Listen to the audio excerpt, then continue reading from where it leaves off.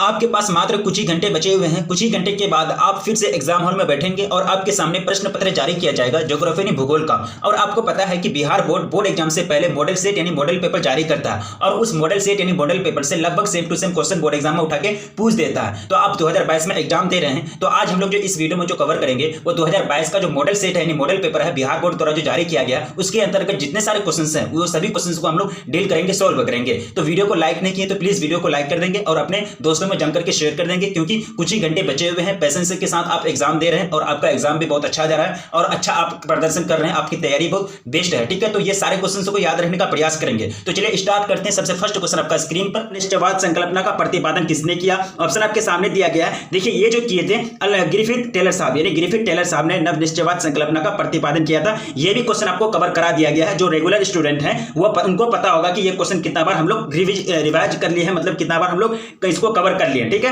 अब second question पूछा है कि निम्नलिखित में से कौन मानव भूगोल का उपागम नहीं है? ठीक है, स्थानिक संगठन या फिर प्रादेशिक विश्लेषण या फिर क्षेत्रीय विभेदन या फिर मात्रात्मक क्रांति। ठीक है, तो यहां जो है हो जाएंगे मात्रात्मक क्रांति, जो क्या है मानव भूगोल का उपागम नहीं है। बाकी तीनों के तीनों स्थानिक और प्रादेशिक और क्षेत्रीय विभेदन जो है ये क्या है मानव भूगोल का उपागम है। ऑप्शन डी करेक्ट हो जाएंगे सेकंड नंबर क्वेश्चन का। थर्ड नंबर क्वेश्चन में पूछा गया कि किसने कहा, मतलब किसने कहा मानव भूगोल अस्थिर पृथ्वी और क्रियाशील मानव के बीच परिवर्तनशील संबंधों का अध्ययन है? ये बात किसने कही थी? रिटर साहब ने, रेडजेल ने, फिर टेलर ने, फिर एलन सी सैंपल ने? तो ये जो बात कही थी ये कही थी एलन सी सैंपल ने। ऑप्शन डी करेक्ट हो जाएंगे थर्ड नंबर क्वेश्चन का।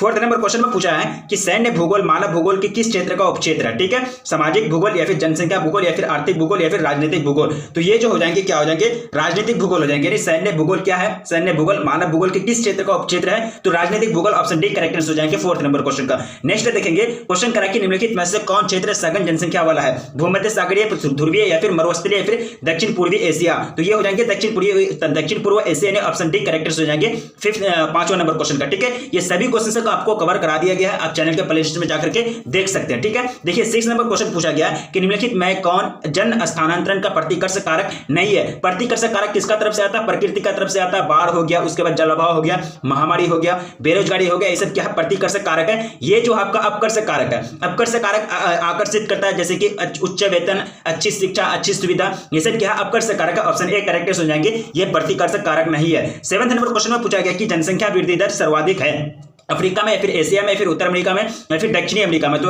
अफ्रीका में। कहां है जनसंख्या वृद्धि दर अगर सबसे ज्यादा वो कहां है? अफ्रीका में, जिसके कारण वहां सबसे ज्यादा गरीबी है और अशिक्षा यानी बहुत ज्यादा, मतलब वहां क्या है मुसीबत है, यानी आर्थिक स्थिति भी वहां सही नहीं है। नेक्स्ट क्वेश्चन पूछा गया कि 1650 ईस्वी में विश्व की जनसंख्या थी। तो 1650 ईस्वी में जो विश्व की जनसंख्या थी लगभग 55 करोड़। कितना? लगभग 55 करोड़ यानी 55 करोड़ से, यानी ऑप्शन डी करेक्ट हो जाएंगे 8 नंबर क्वेश्चन का। नेक्स्ट है कि निम्नलिखित संख्या में कौन जनसंख्या के कार्यशील आयु वर्ग का प्रतिनिधित्व करती है? 15 से 65 या फिर 18 से 60 या फिर 18 से 62 या फिर 15 से 59? तो इसका जो राइट आंसर जो हो जाएगा वो हो जाएगा 15 से 59, यानी ऑप्शन डी करेक्ट हो जाएंगे 9 नंबर क्वेश्चन का। सेकंड नेक्स्ट क्वेश्चन क्या पूछा गया कि निम्नलिखित देशों में किसका लिंग अनुपात विश्व में सर्वाधिक है? ये भी आपको पढ़ा दिया गया। ये कौन हो जाएंगे? लेटविया का, यानी लेटविया का जो है लिंग अनुपात विश्व में क्या है सर्वाधिक है। ऑप्शन बी करेक्ट हो जाएंगे 10 नंबर क्वेश्चन का। नेक्स्ट क्वेश्चन देखेंगे क्वेश्चन नंबर 11 पूछा गया कि निम्नलिखित में कौन मानव विकास सूचकांक का मापक है?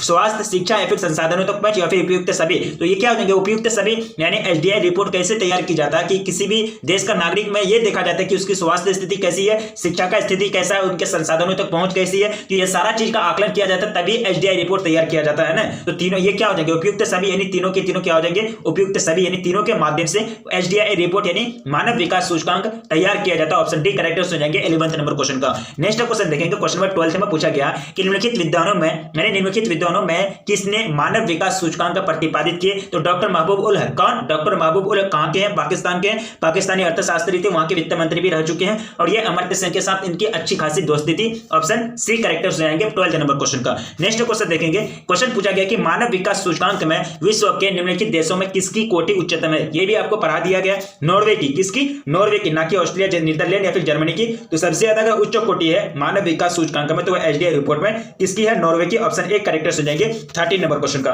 नेक्स्ट क्वेश्चन देखिए फूलों की कृषि को क्या कहते हैं, यानी जो होती है फूल की जो कृषि की जाती है, growing of flower is called, क्या कहते हैं उनको, मिश्रित कृषि या फिर ट्रक फार्मिंग या फिर रोपण कृषि या फिर पुष्प उत्पादन, क्या कहते हैं, पुष्प उत्पादन। यानी पुष्प का मतलब क्या होता है, फूल, यानी पुष्प का उत्पादन करना, पुष्प की खेती करना क्या कराएंगे, पुष्प उत्पादन यानी फ्लोरिकल्चर कराएंगे, ठीक है। यानी ऑप्शन डी करेक्ट आंसर हो जाएंगे 14 नंबर क्वेश्चन का। नेक्स्ट क्वेश्चन देखेंगे, क्वेश्चन नंबर 15 में पूछा गया कि सहकारी कृषि अधिक सफल रही है। सहकारी आंदोलन जो है सबसे ज्यादा सफल डेनमार्क में रहा था, यानी सहकारी जो आंदोलन चला था वो सबसे ज्यादा सफल कहां रहा था, डेनमार्क में, क्योंकि वहां के डेनमार्क के किसान लोग जो है अच्छी खासी निभाए थे, वहां मतलब भागीदारी लिए थे उसमें आंदोलन में, यानी सहकारी आंदोलन में, जिसके कारण सहकारी कृषि सबसे ज्यादा जो सफल रही है वो कहां, डेनमार्क में। ऑप्शन बी करेक्ट हो जाएंगे 15 नंबर क्वेश्चन का। नेक्स्ट क्वेश्चन पूछा गया कि निम्नलिखित में कौन रोपण फसल है, ठीक है। रोपण फसल के बारे में आपको बताया गया है, मक्का हो गया, सॉरी रबर हो गया, कोको हो गया, उसके बाद कहवा हो गया, ये सब क्या है, रबर हो गया, ये सब क्या रोपण फसल है, यानी ऑप्शन ए करेक्ट हो जाएंगे 16 नंबर क्वेश्चन का। रबर क्या है, रोपण फसल की एग्जांपल है, यानी रबर की खेती क्या है, रोपण फसल की खेती है, ठीक है। अब आगे बढ़ेंगे क्वेश्चन नंबर 17। क्वेश्चन पूछा गया है कि निम्नलिखित में किसे कर्तन दहन कृषि भी कहते हैं, ठीक है। सघन निर्वाह कृषि या फिर रोपण कृषि या फिर आदिम निर्वाह कृषि या फिर मिश्रित कृषि, तो किसको कहते हैं, आदिम निर्वाह कृषि को, यानी आदिम निर्वाह कृषि को क्या कहते हैं, कर्तन दहन कृषि कहते हैं। क्यों, क्योंकि आदिम लोग जो है चल करके मतलब क्या करते हैं, एक जगह से दूसरी जगह जाकर के, दहन का मतलब क्या होता है, जलना, तो जंगल को जला करके वहां क्या करते हैं, खेती करते हैं, ठीक है। जिसके कारण एक कृषि को क्या करते हैं, करते हैं, एवं दहन कृषि भी करते हैं, लद्दाख भी कहते हैं, झूम की खेती भी कहते हैं, ठीक है। यानी इनका बहुत सारा नाम है, ये आपको पढ़ाया गया है पार्ट 1 में, भूगोल का पार्ट 1 में 2 बुक है, पार्ट 1 बुक में आप ये चीज पढ़े हैं, ठीक है। उसके बाद मिश्रित कृषि में क्या होता है कि इसमें अनाज का भी उत्पादन होता है और चारे का भी उत्पादन होता है मिश्रित कृषि में, ठीक है। तो 17 नंबर क्वेश्चन का ऑप्शन सी करेक्ट आंसर हो जाएंगे।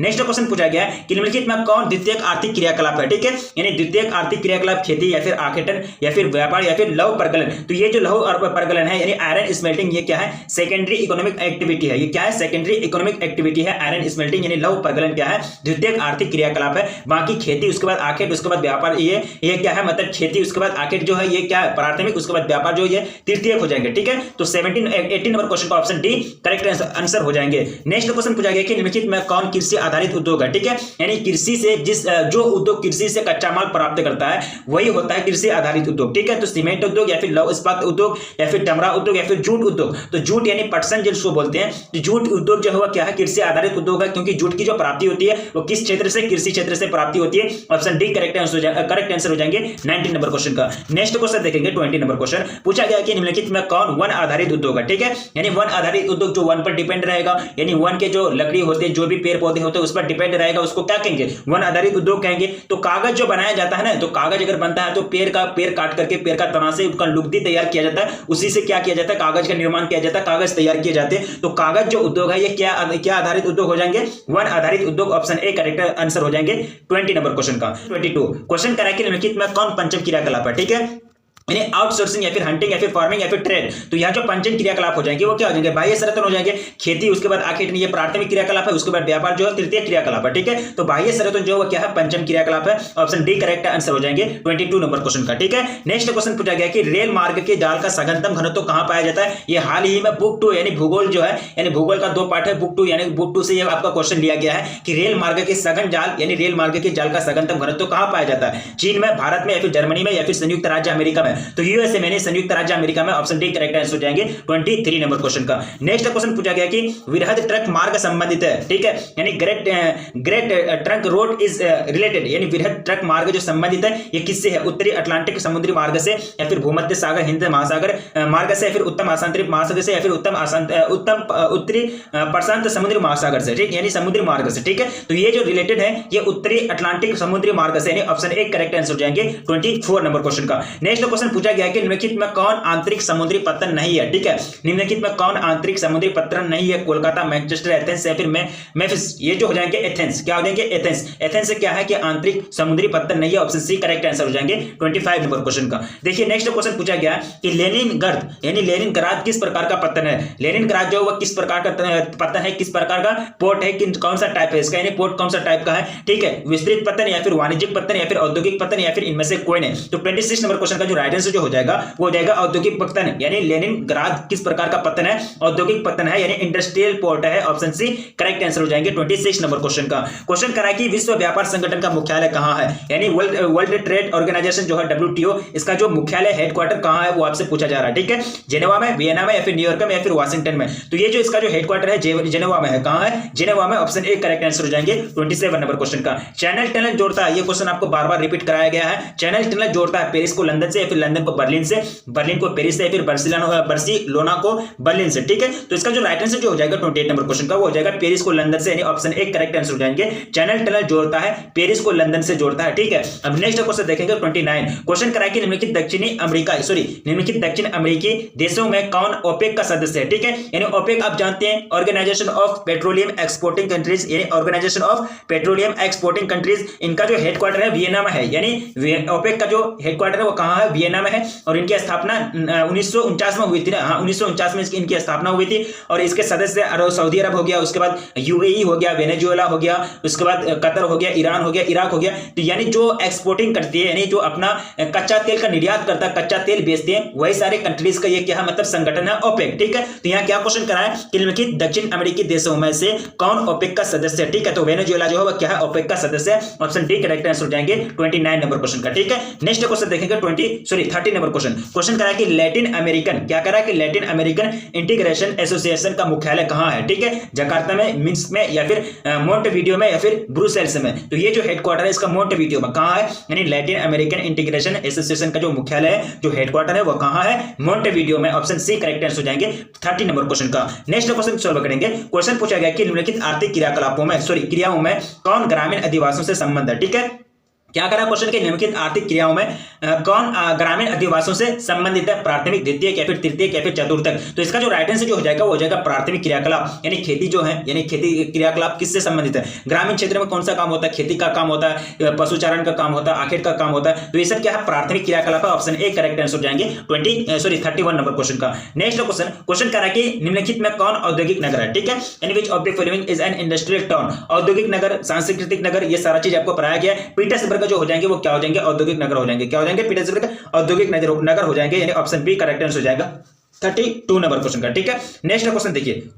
क्वेश्चन पूछा गया कि निम्नलिखित में से कौन इथियोपिया की राजधानी है। ठीक है, कैनबरा, या फिर लुसाका, या फिर अदिस अबाबा, या फिर Nairobi. Which of the following is the capital of Ethiopia. ठीक है, तो अदिस अबाबा जो है वो क्या है? इथियोपिया की राजधानी है, यानी ऑप्शन सी करेक्ट आंसर हो जाएंगे। करेक्ट आंसर हो जाएंगे 33 नंबर क्वेश्चन का। काफी सिंपल क्वेश्चन पूछा गया है। ये सभी क्वेश्चन सब आपको कवर करा दिया गया है, ये सभी क्वेश्चन आपको सेट के माध्यम से आपको प्रोवाइड किया गया है, या आप लोग पढ़ चुके हैं। ठीक है, क्वेश्चन क्या पूछा गया है कि निम्नलिखित में कौन परिवहन नगर है। ठीक है, सिंगापुर, या फिर मक्का, या फिर लंदन, या फिर बीजिंग। तो परिवहन नगर जो हो जाएंगे 34 नंबर क्वेश्चन का, जो वो हो जाएंगे सिंगापुर। क्या हो जाएंगे? सिंगापुर क्या है? ट्रांसपोर्ट टाउन है, यानी which of the following is a transport town. तो Singapore is a transport town. Option A correct answer हो जाएंगे 34 नंबर क्वेश्चन का। नेक्स्ट क्वेश्चन सॉल्व करेंगे। क्वेश्चन पूछा गया है कि निम्नलिखित में कौन नियोजित नगर है। ठीक है, कैनबरा, या फिर लाहौर, या फिर धनबाद, या फिर इनमें से कोई नहीं। विच of the following is a planned city. ठीक है, प्लान के अनुसार इनको बनाया गया, प्लानिंग के तहत इनको बनाया गया, इनको तैयार किया गया, इनका विकास किया गया। तो ये जो हो जाएंगे कैनबरा, यानी क्या हो जाएंगे? कैनबरा को एक प्रोजेक्ट के लाकर के, प्लानिंग लाकर के इनका क्या किया गया? विकास किया गया। ऑप्शन ए करेक्ट आंसर हो जाएंगे 35 नंबर क्वेश्चन का। नेक्स्ट क्वेश्चन देखिए। क्वेश्चन करा है कि किस भाषा परिवार की जनसंख्या सबसे कम है। ठीक है, 36 नंबर क्वेश्चन देखिए। द्रविड़ की जो है, इसकी जो परसेंटेज है 20% है, इसकी जो परिवार की संख्या 20% है। उसके बाद ऑस्ट्रिक दिया, तो इसका जो आता है 1.3 आता है। क्या आता है? 1.38 आता है इसका परसेंटेज। उसके बाद भारतीय यूरोप जो है इसका 70% है, 73% आता है। और इसका चीनी तिब्बती का जो है इसका आता है 0.86। क्या आता है? 0.85% आता है। तो सबसे कम हो गया। सबसे कम क्या है? 0.85 है। तो क्या हो जाएंगे? किस भाषा परिवार की जनसंख्या सबसे कम है? तो चीनी तिब्बती की जो परिवार की संख्या है, यानी परिवार की जनसंख्या जो वो क्या है? सबसे कम है। अगर सबसे ज्यादा की बात की जाए तो किसका हो जाएंगे? भारतीय यूरोप का हो जाएंगे। ठीक है, इसका द्रविड़ का कितना? 20% और इसका ऑस्ट्रिक का कितना है? 1.38%। ठीक है, तो चीनी तिब्बती का कितना हो गया? 0.86। ठीक है, तो आपको याद रखना सबसे कम जो जनसंख्या है कौन सा भाषा परिवार का है? चीनी तिब्बती का। ऑप्शन डी करेक्ट आंसर हो जाएंगे 36 नंबर क्वेश्चन का। नेक्स्ट क्वेश्चन पूछा गया 2011 का जनगणना के अनुसार। ठीक है, यानी लेटेस्ट जो मतलब न्यूज़ है, लेटेस्ट जो डेटा है 2011 का, उसी के अनुसार आपको पूछा गया है। 2021 का तो अभी आया नहीं है, 2021 का आएगा तो उसके अनुसार आपको डेटा पूछा जाएगा, उनके अनुसार आपको क्वेश्चन से पूछे जाएंगे। तो 2011 की जनगणना के अनुसार भारत का जनसंख्या घनत्व था, यानी भारत का जनगणना घनत्व क्या, जनसंख्या घनत्व क्या था? जनसंख्या घनत्व आप समझते हैं कि 1 वर्ग किलोमीटर पर कितने लोग निवास करते हैं, उसी को क्या कहते हैं? जनसंख्या घनत्व कहते हैं। As per 2011 census the density of population of India was, ठीक है, तो 382 व्यक्ति जो है प्रति वर्ग किलोमीटर पर था। कितना? यानी 1 वर्ग किलोमीटर पर कितना व्यक्ति रहते थे? 382 व्यक्ति रहते थे 2011 की जनगणना के अनुसार। ऑप्शन ए करेक्ट आंसर हो जाएंगे 37 नंबर क्वेश्चन का। नेक्स्ट क्वेश्चन देखेंगे, ये भी पूछा गया आपको 2011 का जनगणना से, यानी 2011 की जनगणना के अनुसार भारत के किस राज्य की जनसंख्या सबसे कम है? यानी सबसे अगर कम है जनसंख्या तो वो किस राज्य की है? नागालैंड की, मणिपुर की, सिक्किम की या फिर अरुणाचल प्रदेश की? तो ये जो हो जाएंगे सिक्किम की। कौन से राज्य की? सिक्किम की जनसंख्या सबसे कम है 2011 की जनगणना के अनुसार। 2011 का जनगणना जो डेटा है वो क्या बताती है कि सबसे जो कम जनसंख्या वो क्या है? कौन सा राज्य का, कौन सा स्टेट का? सिक्किम का, ठीक है, यानी ऑप्शन सी करेक्ट आंसर हो जाएंगे। तो 38 नंबर क्वेश्चन का। और सबसे ज्यादा अगर बात की जाए तो यूपी का आता है, किसका? यूपी का, यानी उत्तर प्रदेश का, ठीक है, यानी लगभग 20 करोड़ आता है उसमें, ठीक है। तो आगे बढ़ेंगे क्वेश्चन नंबर 39 में। क्वेश्चन क्या पूछा गया कि 2011 की जनगणना के अनुसार किस राज्य की जनसंख्या घनत्व सबसे अधिक है? कल सबसे कम जनसंख्या सिक्किम, सबसे कम, अभी जस्ट हमसे सिक्किम कवर किए। अगर सबसे ज्यादा की बात की जाए तो यूपी, अगर घनत्व की बात की जाए तो वो हो जाएंगे बिहार, यानी बिहार में लगभग 1106, ठीक है। एनसीईआरटी में आपको 1102 दिया है, यानी टोटल 1102। अगर आपको एनसीईआरटी के अनुसार चलना है तो 1102, अगर बहुत सारे बुक है जो 1106 दिया, ठीक है। अगर दोनों ऑप्शन में रहे तो आपको 1102 टिक करना है, क्योंकि एनसीईआरटी को मान के चलना, ठीक है। तो 2011 की जनगणना के अनुसार किस राज्य की जनसंख्या का घनत्व सबसे अधिक है, सर्वाधिक है? वो क्या हो जाएंगे? बिहार की हो जाएंगे, ठीक है। नेक्स्ट क्वेश्चन देखेंगे। क्वेश्चन पूछा गया कि किस राज्य में सर्वाधिक संख्या में अप्रवासी आते हैं? उत्तर प्रदेश, महाराष्ट्र या फिर बिहार या फिर कर्नाटक, ठीक है। तो सबसे ज्यादा जो अप्रवासी के रूप में अगर जनसंख्या आते हैं वो महाराष्ट्र में आते हैं। क्यों? क्योंकि महाराष्ट्र एक बहुत बड़ा नगर है, बहुत बड़ा सिटी है, उसमें लोगों को रोजगार मिल जाते हैं, लोगों को अच्छी सुविधा मिल जाती है, अच्छे वेतन मिल जाते हैं, पढ़ाई लिखाई का सुविधा मिल जाता है, ठीक है। जिसके कारण क्या होता है कि महाराष्ट्र में सर्वाधिक संख्या में अप्रवासी आते हैं। ऑप्शन बी करेक्ट आंसर हो जाएंगे 40 नंबर क्वेश्चन का, ठीक है। नेक्स्ट क्वेश्चन देखिए, भारत में पुरुष प्रवास का मुख्य धारा, यानी पुरुष लोग जो जाते हैं किधर से किधर जाते हैं? तो हम लोग जानते हैं कि पुरुष जो होते हैं वो ग्रामीण एरिया से, गाँव से कहाँ जाते हैं? शहर की और नगर की ओर काम करने जाते हैं, ठीक है। तो वो कहां से कहां? ग्रामीण से नगर की ओर, ठीक है। तो ग्रामीण से नगर की ओर जो जाते हैं उनका दिशा क्या हो जाएगा? मतलब उसका धारा का मतलब दिशा समझ लिए, किधर से किधर? तो ग्रामीण से नगर की ओर जाएंगे तो क्या हो जाएंगे? ग्रामीण से नगर, ठीक है। यानी भारत में पुरुष प्रवास का मुख्य धारा क्या हो जाएंगे? ग्रामीण से नगर की ओर। ऑप्शन ए करेक्ट आंसर हो जाएंगे 41 नंबर क्वेश्चन का। आपको 4 धारा बताया गया था, ग्रामीण से ग्रामीण, नगरीय से नगरीय, नगरीय से ग्रामीण, ग्रामीण से नगरीय, ठीक है। चारों धारा आपको याद होना चाहिए, बोर्ड एग्जाम में अक्सर पूछे जाते हैं, ठीक है। नेक्स्ट क्वेश्चन देखिएगा। क्वेश्चन पूछा गया कि मानव विकास सूचकांक यानी एचडीआई रिपोर्ट यानी ह्यूमन डेवलपमेंट इंडेक्स में भारत के निम्नलिखित राज्यों में से किसकी कोटि उच्चतम है, ठीक है। यानी आपको बताया गया था थ्योरी में कि मानव विकास सूचकांक जो होता है एचडीआई रिपोर्ट, ये यूएनडीपी तो जारी करता ही है प्रत्येक देश के लिए पूरा दुनिया में, लेकिन इसके साथ साथ भारत भी सभी स्टेट्स को, सभी राज्य को इकाई मानकर, यूनिट मानकर ये भी क्या तैयार किया जाए, ये भी मतलब तैयार करती है एचडीआई रिपोर्ट, यानी सभी स्टेट्स को, राज्यों को यूनिट मानकर। तो सबसे ज्यादा अगर होगा यानी जिसकी कोटि सबसे क्या है उच्चतम, वो आपसे पूछा जा रहा है कि एचडीआई में भारत के निम्नलिखित राज्यों में सबसे अगर यानी में से किसकी कोटि उच्चतम है? पंजाब, हरियाणा, केरल या फिर तमिलनाडु? तो ये हो जाएंगे केरला की जो है एचडीआई रिपोर्ट सबसे ज्यादा है। ऑप्शन डी करेक्ट आंसर हो जाएंगे 42 नंबर क्वेश्चन का। देखिए आपको ये कंफ्यूजन में नहीं रहना है कि अगर आपको पूछ दे कि सिर्फ एचडीआई रिपोर्ट किसके द्वारा जारी किया जाता है, यूएनडीपी के द्वारा तो जारी किया जाता है पूरा दुनिया के लिए, वर्ल्ड लेवल पर, ठीक है, यानी विश्व स्तर पर, लेकिन देश के अंदर जो जारी करता है वो पूरा मतलब सेंटर की तरफ से जारी किया जाता है, पूरा राज्य को ये करके मतलब यूनिट मान करके, ठीक है। नेक्स्ट क्वेश्चन देखिए। क्वेश्चन पूछा गया कि निम्नलिखित केंद्र शासित प्रदेशों में किसकी साक्षरता दर उच्चतम है? चंडीगढ़ या फिर अंडमान और निकोबार या फिर दमन और दीव या फिर लक्षद्वीप? तो चारों के चारों क्या है? केंद्र शासित प्रदेश है। डायरेक्ट सेंटर का मतलब पकड़ रहता है, यहाँ के मतलब स्थानीय शासन इतना ये नहीं होते, मतलब मजबूत नहीं होते, सरकार का डायरेक्ट पकड़ में रहता है, सेंटर का डायरेक्ट पकड़ में रहता है, ये सब स्टेट, ठीक है। तो ये क्या कह रहा है कि साक्षरता दर मतलब सबसे ज्यादा है 43 नंबर क्वेश्चन। तो सबसे ज्यादा है लक्षद्वीप की, किसकी? लक्षद्वीप की, ठीक है। यानी सबसे ज्यादा अगर हाईएस्ट लिटरेसी रेट है वो क्या हो जाएंगे? लक्षद्वीप, यानी ऑप्शन डी करेक्ट आंसर हो जाएंगे 43 नंबर क्वेश्चन का। नेक्स्ट क्वेश्चन देखिए 44 नंबर क्वेश्चन। क्वेश्चन करा कि निम्नलिखित नगरों में से कौन नदी तट पर अवस्थित नहीं है, ठीक है। निम्नलिखित नगरों में से कौन नदी तट पर अवस्थित नहीं है? आगरा, कोलकाता या फिर पटना या फिर भोपाल? तो भोपाल हो जाएंगे, क्या हो जाएंगे? भोपाल। कोलकाता कहां है? हुगली नदी। पटना कहां? गंगा नदी। उसके बाद आगरा जो यमुना नदी, जिसको जमुना नदी भी बोलते हैं, ठीक है। तो ये हो जाएंगे क्या? और भोपाल जो है वो कोई नदी के किनारे अवस्थित नहीं है। ऑप्शन डी करेक्ट आंसर हो जाएंगे 44 नंबर क्वेश्चन का। नेक्स्ट क्वेश्चन देखिए। क्वेश्चन पूछा गया कि निम्नलिखित में कौन खनन नगर है, ठीक है। खनन नगर के बारे में पूछा, मथुरा या फिर अंबाला या फिर सिंगरौली या फिर सहारनपुर। ठीक है, तो यहां जो हो जाएंगे खनन नगर जो हो जाएंगे वो हो जाएंगे सिंगरौली। क्या हो जाएंगे? सिंगरौली जो है वो क्या है? मीनिंग टाउन है। Which of the following is a meaning town? तो हो जाएंगे Singrauli. Option C correct answer हो जाएंगे 45 नंबर क्वेश्चन का। नेक्स्ट क्वेश्चन देखिए, हरित क्रांति संबंधित है यानी green revolution is related to food grain production, यानी खाद्यान्न उत्पादन से किससे, यानी खाद्यान्न उत्पादन को बढ़ावा करने के लिए हरित क्रांति लाई गई थी। यानी हरित क्रांति के अंतर्गत क्या क्या हुआ था कि खाद्यान्न के उत्पादन को बढ़ाना था, खाद्य के उत्पादन को बढ़ाना था। ऑप्शन ए करेक्ट आंसर हो जाएंगे 46 नंबर क्वेश्चन का। नेक्स्ट क्वेश्चन देखिए, क्वेश्चन कह रहा है कि निम्नलिखित में कौन रेशेदार फसल नहीं है? ठीक है, जूट या फिर कपास या फिर कॉफी या फिर मेस्टा। तो यहाँ जो करेक्ट आंसर हो जाएंगे वो क्या हो जाएंगे 47 नंबर क्वेश्चन का।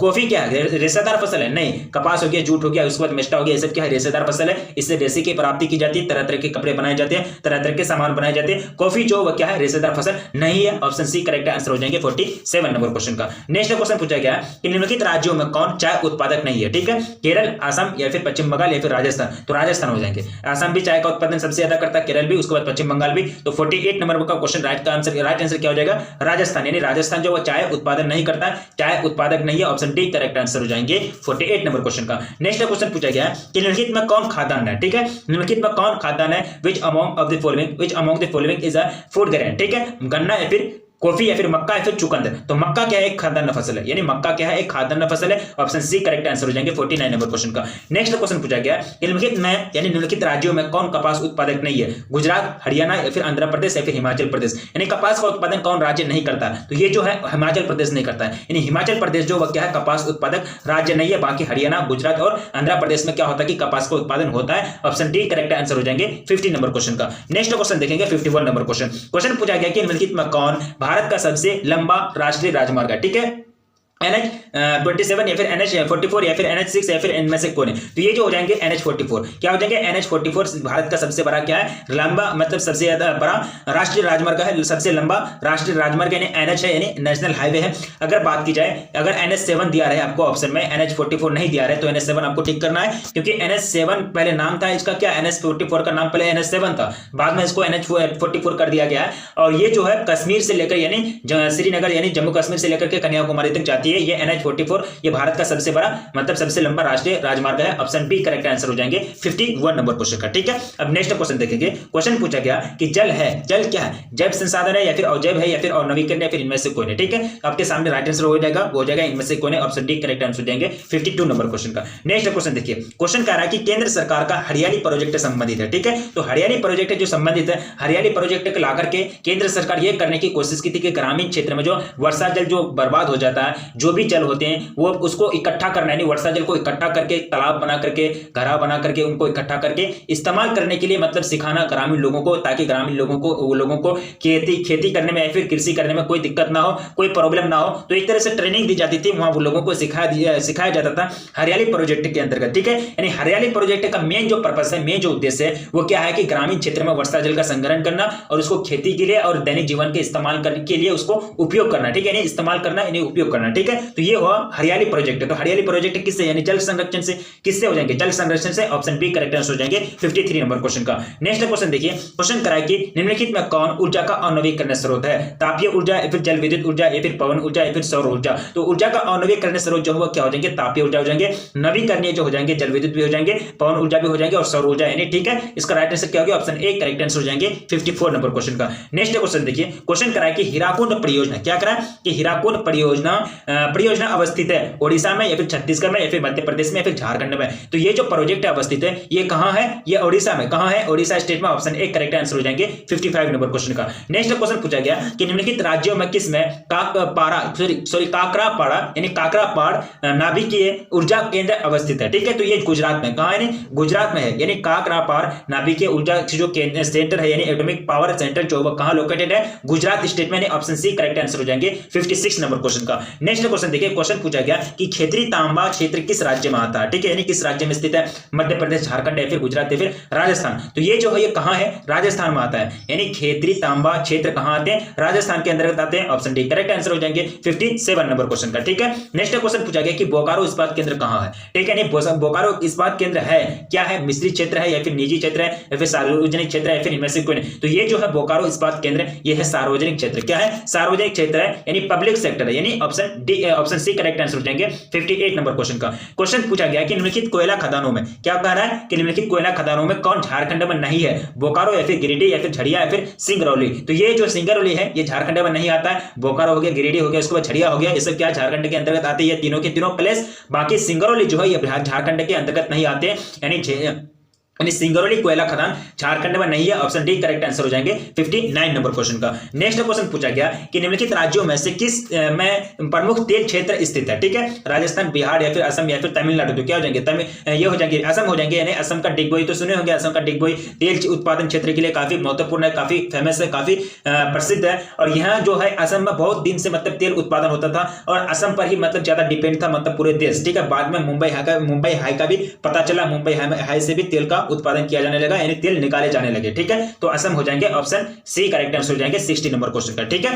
नेक्स्ट क्वेश्चन देखिए, नई औद्योगिक नीति की घोषणा कब की गई थी, ठीक है। When was the new industrial policy announced. ये जो की गई थी 1991 में, कब की गई थी, 1991 में नई औद्योगिक नीति की घोषणा की गई थी। ऑप्शन बी करेक्ट आंसर हो जाएंगे 61 नंबर क्वेश्चन का। नेक्स्ट क्वेश्चन पूछा गया कि निम्नलिखित में कौन औद्योगिक अवस्थापना का प्रमुख कारक है, ठीक है। Which of the following is the main factor of industrial location, या फिर बाजार या फिर पूंजी या फिर ऊर्जा या फिर इनमें से सभी। तो तीनों के तीनों के माध्यम से, तीनों को जरूरत से किसी भी क्या हो सकता है, औद्योगिक का मतलब स्थापना किया जा सकता है। औद्योगिक अवस्थापना का कारक है ये तीनों के तीनों, बाजार, ऊर्जा और पूंजी, यानी किसी भी उद्योग को स्थापित करने के लिए ये तीनों चीज का होना बहुत जरूरी है। ऑप्शन डी करेक्ट आंसर हो जाएंगे इनमें से सभी, ऑल ऑफ दिस, ठीक है। नेक्स्ट क्वेश्चन देखिए, क्वेश्चन करा कि भारत में वायु परिवहन सेवा शुरुआत की गई। तो इलाहाबाद, यानी जब इलाहाबाद से नैनी तक वायु से डाक सेवा को ले जाया गया था, तो उसी टाइम में क्या हुआ था कि भारत में वायु परिवहन की शुरुआत हो गई थी। तो ये जो काम हुआ था ये 1911 में हुआ था। कब हुआ था, 1911 में, ना कि 1947, 1921 या फिर 1925 में।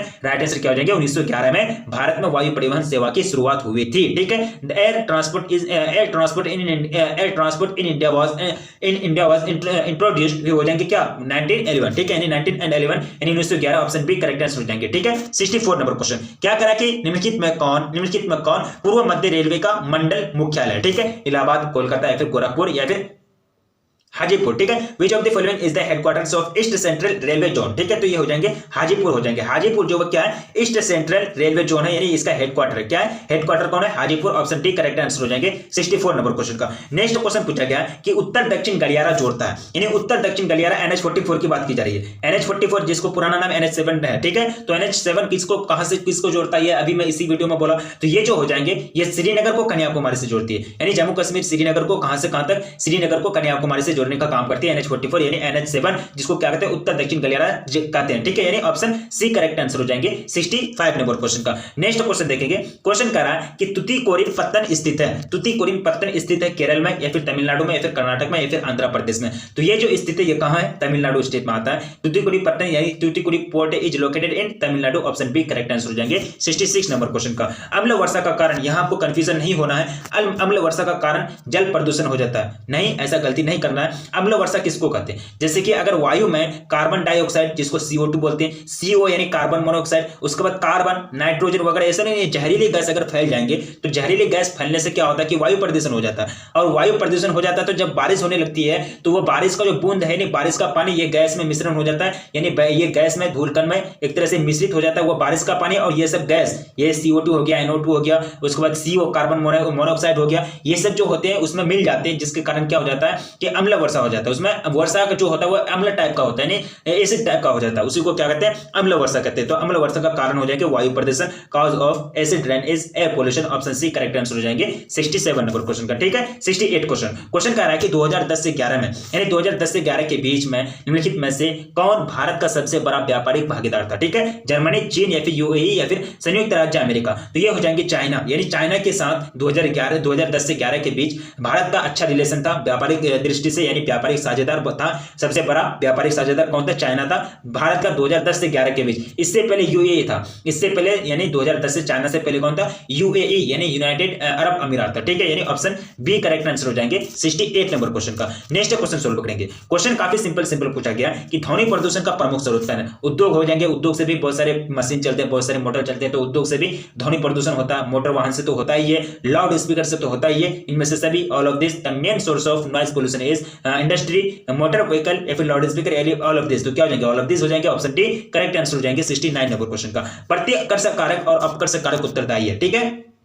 प्रवास के लिए, फिर वायु प्रदूषण के लिए, फिर गंदी बस्तियों के लिए, फिर इनमें से कोई push and pull factors are responsible for migration, यानी प्रवास के लिए। प्रतिकर्षक कारक प्रकृति का तरफ से आता है, जैसे कि सुनामी, भूकंप, बाढ़, ये सब क्या है? प्रतिकर्षक कारक है। अपकर्षक कारक जो है अच्छे कारक होते हैं, जैसे कि अच्छी सुविधा, अच्छी शिक्षा, यानी अच्छा वेतन, ये सब क्या है? अपकर्षक कारक। यानी अपकर्षक कारक आकर्षित करता है, प्रतिकर्षक कारक प्रकृति का तरफ से यानी नेचर का तरफ से आता है। ऑप्शन क्या हो जाएंगे? एक करेक्ट आंसर हो जाएंगे 70 नंबर क्वेश्चन का, ठीक है। तो कितना क्वेश्चन कवर किया? लगभग 70 क्वेश्चन हम लोग कवर कर लिए। काफी इंपॉर्टेंट सेट है, यानी ये जो ऑफिशियल मॉडल पेपर है, ऑफिशियल 2022 का ऑफिशियल मॉडल पेपर काफी इंपॉर्टेंट होता है। इससे बहुत सारे क्वेश्चंस आपको बोर्ड एग्जाम में पूछे जाएंगे, ठीक है। तो आपसे रिक्वेस्ट है कि अगर आप अदर सब्जेक्ट का कोई भी official model paper set cover नहीं किए तो प्लीज कर लें, क्योंकि वहां से आपको बहुत सारे क्वेश्चन पूछे जाएंगे हर एक सेट का, ठीक है। तो 2022 का ऑफिशियल मॉडल पेपर का काफी समय से हम लोगों को इंतजार था, तो इंतजार हम लोग का खत्म हुआ और इंतजार के साथ साथ हम लोग इसको कवर भी कर लिए, ठीक है। तो आपसे रिक्वेस्ट की जाती है कि अगर आप चैनल पर पहली बार आए हैं तो प्लीज चैनल को सब्सक्राइब कर लें और वीडियो को लाइक कर दें, क्योंकि वीडियो बनाने में काफी मेहनत लगती है और जो भी मटेरियल्स आपको प्रोवाइड की जाती है सारे को कवर कीजिए, क्योंकि आपके पास टाइम लिमिटेड में